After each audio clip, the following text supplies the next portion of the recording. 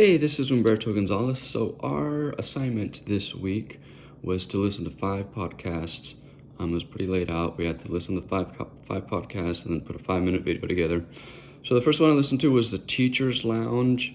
It was the introductory podcast for them. So I'm not sure if probably the best foot to get off on for me as far as listening to those podcasts. There's a lot of giggling. Apparently there's there's some TikToker teachers on there, and they do TikToks. And so anyways, apparently the gist of the podcast is them telling stories that they come across either themselves or the other teachers have told them through whatever means. So a couple of the stories they talked about were about them getting recognized because they're TikTok teachers. Another, so the theme is, I guess, kind of humorous, to tell stories of teachers of humor is not necessarily a knowledge sharing like some of the other ones I saw, but so a couple of the stories where teacher had a parent-teacher conference, and then it went really well, and then later she found out that parent had recently killed her boyfriend's wife right before, so kind of weird. The other one where a teacher showed up early to school, she saw something out of the corner of her eye, wasn't sure what it was, and then later found out there was an ex-con living in the crawl space, eating the cafeteria food. So I don't know.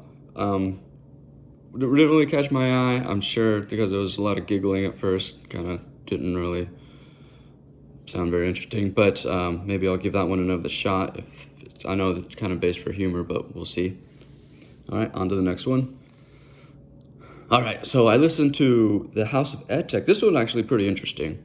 It covered, the one I listened to had talked about the 11 must-have Chrome extensions that are useful for teachers in 2021. So it covered a few of them. Some we'd already talked about in class, but a couple of ones they talked about were Moat.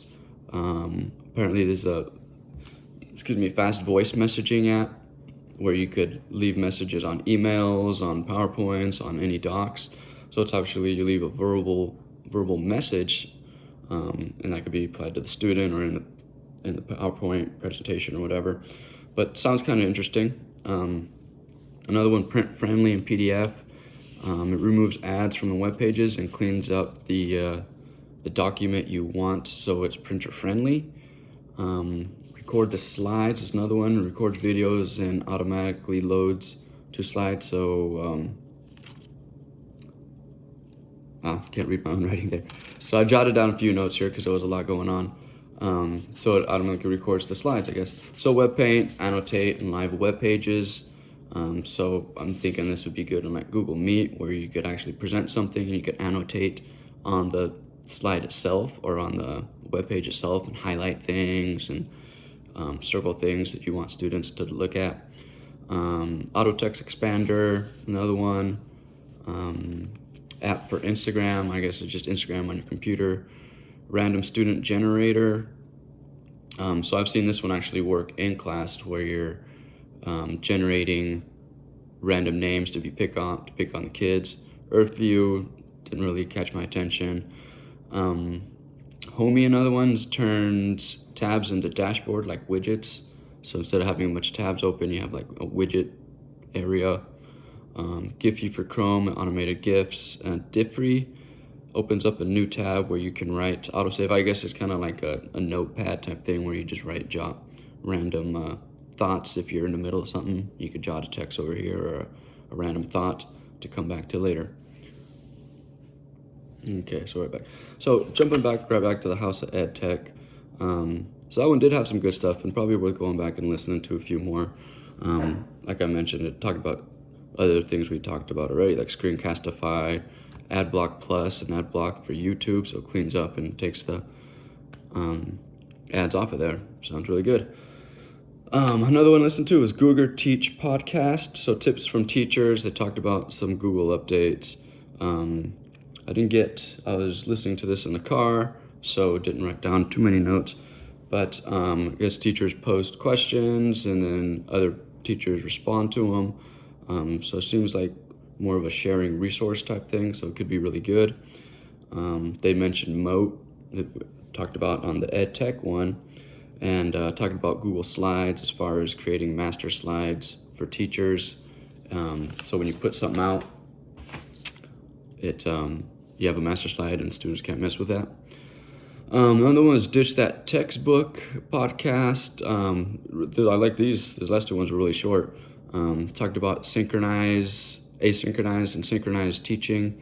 Synchronized is kind of right what more tradition. So sorry, this was in reference to kind of distance learning and how we're going to be approaching that. Asynchronized is working at your own pace, so pushing stuff out, letting students do it, coming back. Synchronized is working together, kind of more traditional, where you're doing a Google Meet and you could see the faces. So talking about the pros and cons of each. All right, and the last one, again, this is another short one. Every Classroom Matters is the one I listened to, the podcast. The topic about this one was helping kids to learn to write and love it. Talked about when you bring up a writing subject or writing to tell the kids to bring out paper and pen, that you hear that groan. But so it had talked about bringing different strategies, like bringing in doing peer reviews, have like throughout the process, not just at the end, and that would be in the drafting phase and the revising phase, and having the kids bounce ideas off of each other and kind of be more creative that way rather than just have them do proofreading at the end. As well as collaborative writing is another strategy, splitting up the task with, a pair of kids, either swap different portions of the task of the writing, or work on it collaborative together, or switch and do different writings for each, like different illustrations, like I do your illustration, you do mine type thing. So that one was kind of short and sweet, so it could be some helpful tips on there, so we'll see. So overall, there was some good stuff on here. A couple of the podcasts probably worth listening to again. I know that Ed Tech, the House of Ed Tech, got a lot of good stuff. At least that one I listened to, as far as things I could apply technologically into the classroom. So we'll see. All right, sounds good. Thanks.